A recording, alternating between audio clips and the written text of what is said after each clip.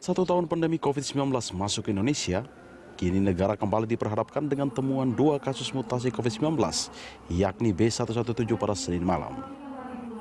Mutasi tersebut menjadi peringatan bahwa Indonesia akan menghadapi pandemi dengan tingkat kesulitan semakin berat. Meski demikian, hal ini menjadi tantangan baru untuk pengembangan riset semakin cepat, termasuk model-model penanganan dan studi epidemiologi lebih baik. Menteri Kesehatan Budi Gunadi Sadikin mengatakan, 2 kasus mutasi virus SARS-CoV-2 B117 atau varian baru virus corona terdeteksi masuk RI dari Arab Saudi. Meski demikian, belum ada publikasi ilmiah yang menyatakan bahwa strain baru virus itu lebih fatal.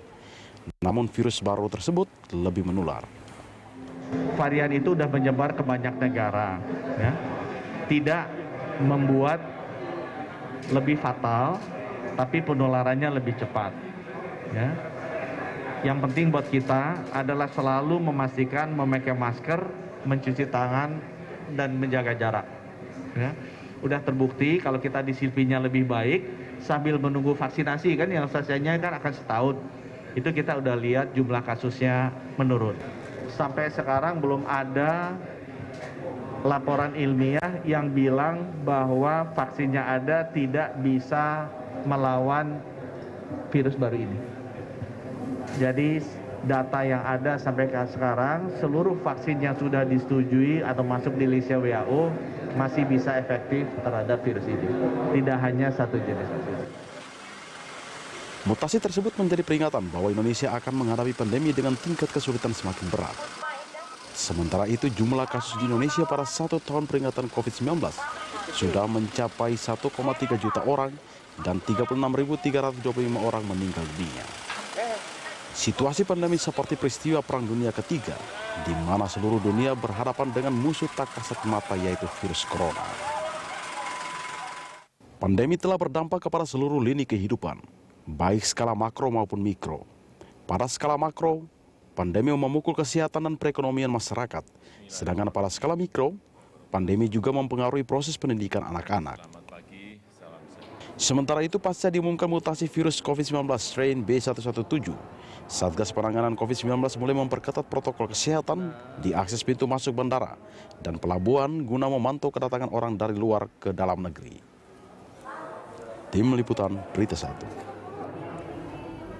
Varian baru virus COVID-19 masuk Indonesia, itulah topik dialog kita di pagi hari ini. Kementerian Kesehatan mengonfirmasi mutasi virus corona jenis baru atau yang dikenal dengan B117 yang pertama kali terdeteksi di Inggris, kini ditemukan di Indonesia.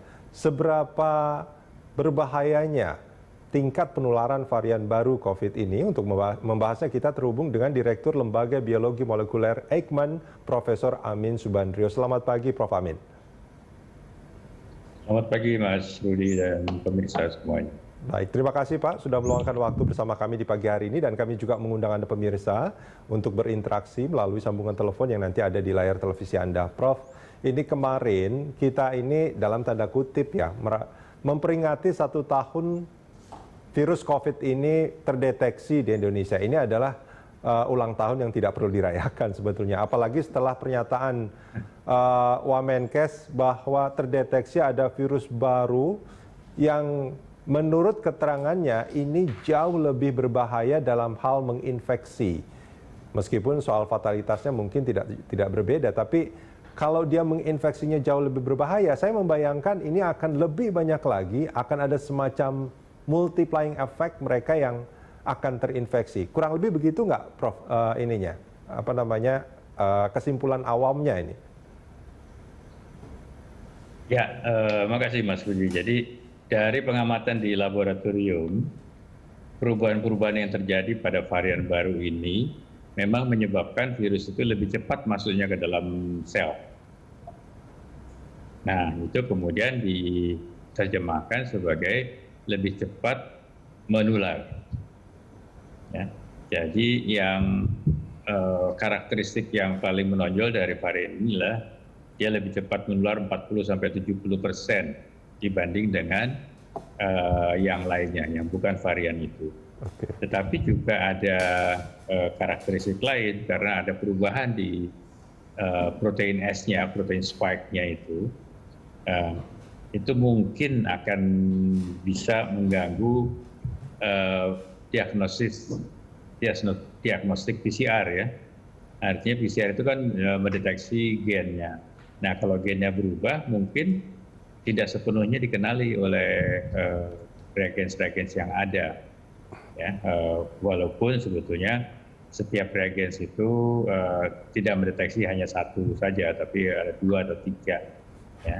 Nah, saat ini memang belum ada arahan untuk mengubah diagnostik tadi.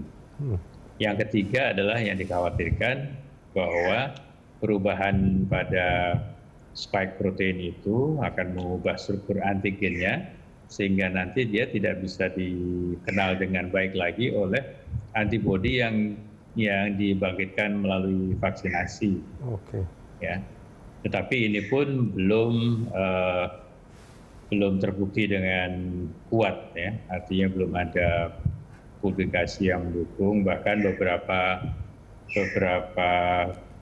perusahaan vaksin sudah mencoba di laboratorium dan ternyata vaksinnya masih cukup efektif terhadap varian yang baru.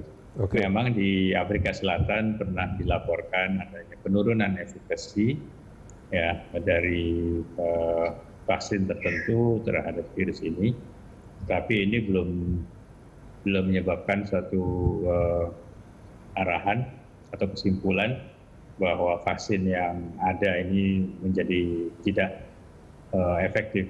Jadi kesimpulannya adalah saat ini vaksin yang sudah dibuat saat ini dan sudah mulai dipergunakan itu masih tetap bisa dipakai, ya, tidak terganggu kinerjanya. Boleh nggak kalau saya sebut itu, artinya gini, Prof, yang disampaikan bahwa ada perubahan spike protein yang dikhawatirkan juga itu akan mengubah struktur antigen dan dikhawatirkan berpengaruh terhadap vaksinasi, seperti yang mungkin terjadi di Amerika Selatan tadi Prof bilang, ini adalah semacam hipotesis sebetulnya? Di Afrika Selatan ya. Oh, Afrika Selatan maksudnya. Oke.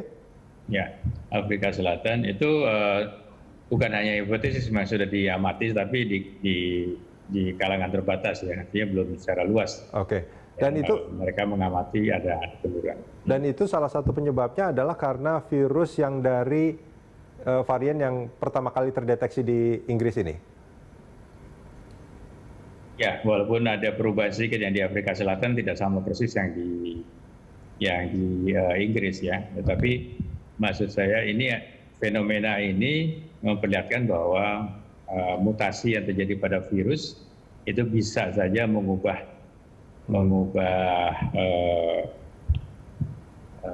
pengenalan antibodi terhadap virusnya ya. Tapi itu ada perusahaan tertentu yang sudah menguji di laboratorium dengan varian yang baru ini, ternyata vaksinnya masih efektif ya, masih bisa dipergunakan. Termasuk untuk virus yang variannya itu disebut, koreksi kalau saya salah ya Prof, B117 itu yang dari terdeteksi di awal di Inggris. Di Inggris ya. Baik. Artinya untuk saat ini vaksinasi yang sudah dilakukan di banyak tempat ini dengan berbagai merek ini, boleh kalau saya katakan sebetulnya masih cukup manjur, istilahnya efikasi ya Prof ya, terhadap virus yang ditemukan di Inggris pertama kali itu. Tapi jadi masih efektif.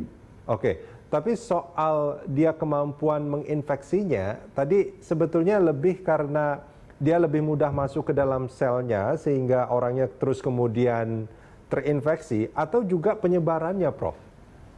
Atau gimana cara kita membaca dengan ini? Sendirinya.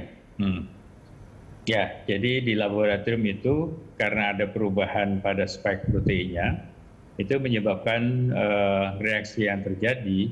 Jadi ketika virus itu mau masuk ke dalam sel manusia kan dia nempel, kemudian terjadilah suatu rangkaian reaksi-reaksi. Nah, karena ada perubahan yang baru itu, reaksi itu berlangsung lebih cepat. Sehingga simpulannya adalah si virus lebih cepat masuk ke dalam sel. Nah, itu kemudian implikasinya adalah di luar kecepatan menginfeksi itu kan lebih tinggi. Sehingga penularannya akan lebih cepat. Ya. Nah, dikhawatirkan dengan penularan lebih cepat itu akan menyebabkan dia juga bisa menularkan ke lebih banyak orang lagi. Nah, yang kita lakukan, artinya akan dilakukan oleh Kementerian Kesehatan dan jajaran Satgas, ya, berarti kita harus lebih cepat juga kerjanya.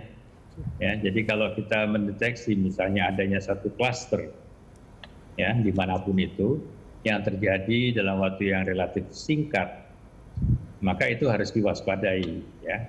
Mungkin saja itu terkait dengan varian baru, walaupun bisa saja itu dipengaruhi oleh kontaknya, ya.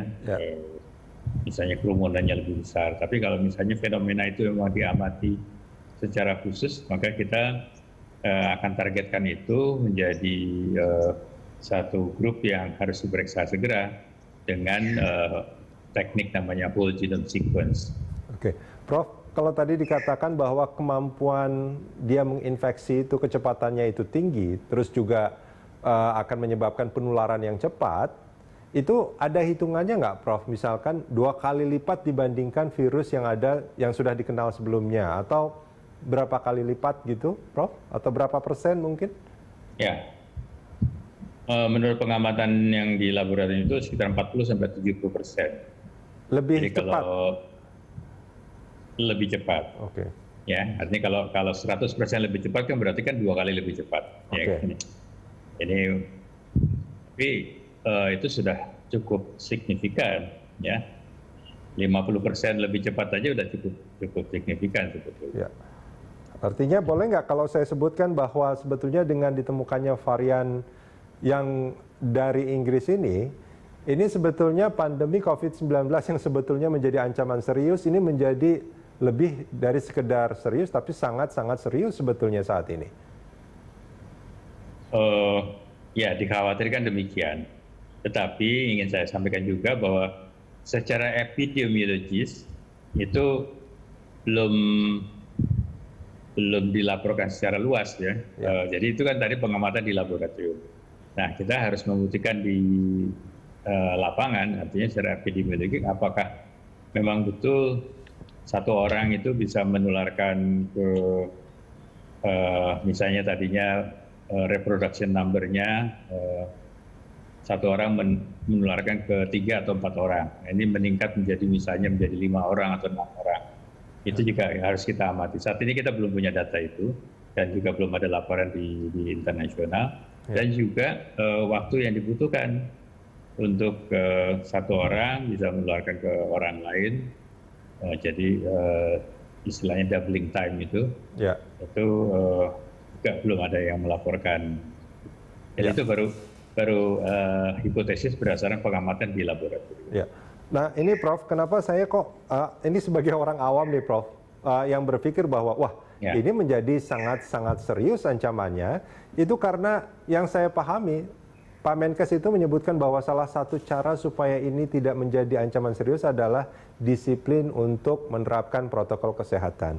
Sementara kalau kita survei, itu disiplin kita terhadap protokol kesehatan itu secara umum ya Prof ya, bukan secara absolut tapi secara umum itu naik turun dan seringkali rendah. Makanya saya bilang bahwa ini bisa menjadi sangat-sangat serius sebetulnya. Ya, jadi kalau kita belajar dari mutasi yang sebelumnya yang D614G itu yang munculnya juga Januari, sebenarnya dari Januari tahun lalu juga sudah ada. Itu juga punya kecepatan menularnya lebih tinggi dan menyebar dari satu benua ke benua lain dalam waktu yang relatif singkat. Tapi kemudian para ahli menyimpulkan faktor yang paling penting sebetulnya adalah pergerakan manusia itu sendiri. Ya, jadi yang menyebabkan penularan lebih jauh, lebih cepat itu pergerakan manusia, kemudian perilaku manusia itu yang potensinya lebih tinggi. Jadi persis seperti kata Mas Rudi, dengan perilaku yang tidak disiplin, justru itu yang akan menambah kecepatan penularan sebetulnya.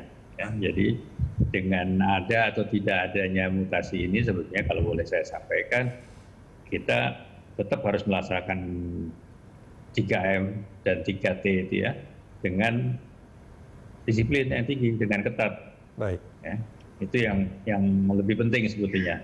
Ya. Baik. Prof, kita jeda sebentar. Kita akan lanjutkan ini di segmen berikut. Pemirsa jangan kemana-mana, kami segera kembali.